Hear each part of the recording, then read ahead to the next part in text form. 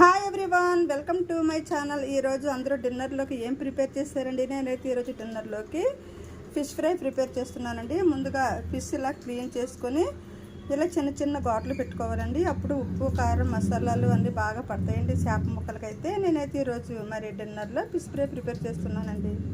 Fry చేసుకోవడానికి ముందుగా clean చేసుకున్న ఈ చేపలకి కొంచెం సాల్ట్ టేస్ట్కి సరిపడా వేసుకోవాలండి.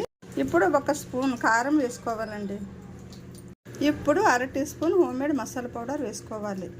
ఇప్పుడు అల్లం వెల్లుల్లి పేస్ట్ కూడా వేసుకోవాలండి. ఇప్పుడు ఈ ఇంగ్రీడియంట్స్ అంతా కలిసి చేప ముక్కలకి బాగా పట్టేటట్టుగా బాగా కలుపుకోవాలండి. ఈ చేపలకైతే ఉప్పు, కారం, మసాలాలు, అల్లం వెల్లుల్లి పేస్ట్ మొత్తం అన్నీ అయితే మ్యారినేట్ చేస్తానండి.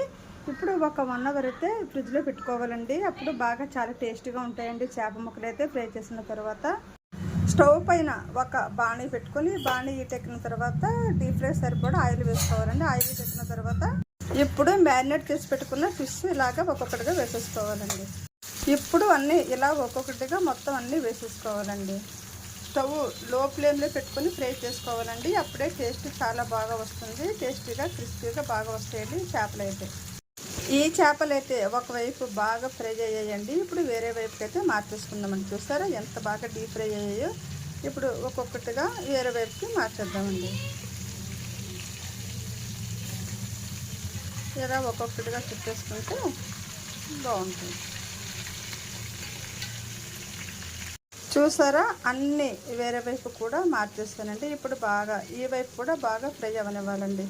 అప్పుడే టేస్టీగా బాగా క్రిస్పీగా చాలా బాగుంటాయండి. స్టవ్ లో ఫ్లేమ్లో పెట్టుకొని ఫ్రై చేసుకోవాలండి. మనకి అదిరిపోయే టేస్ట్తో ఫిష్ ఫ్రై అయితే రెడీ అయిందండి. ఫిష్ అయితే బాగా ఫ్రై అయిపోయాయండి. ఇప్పుడు ఒక్కొక్కటిగా తీసుకొని అయితే ఇలా ప్లేట్లో వేసుకోవాలండి. చూసారా ఎంత పర్ఫెక్ట్గా బాగా ఫ్రై అయిందో.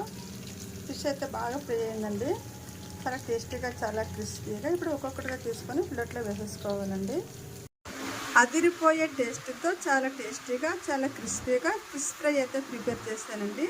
మరి ఈ రెసిపీ కనుక మీకు నచ్చితే లైక్ చేయండి, షేర్ చేయండి. అలాగే Madina Bibi my recipes YouTube channel అందరూ సబ్స్క్రైబ్ చేయండి. థ్యాంక్ యూ వెరీ మచ్ అండి.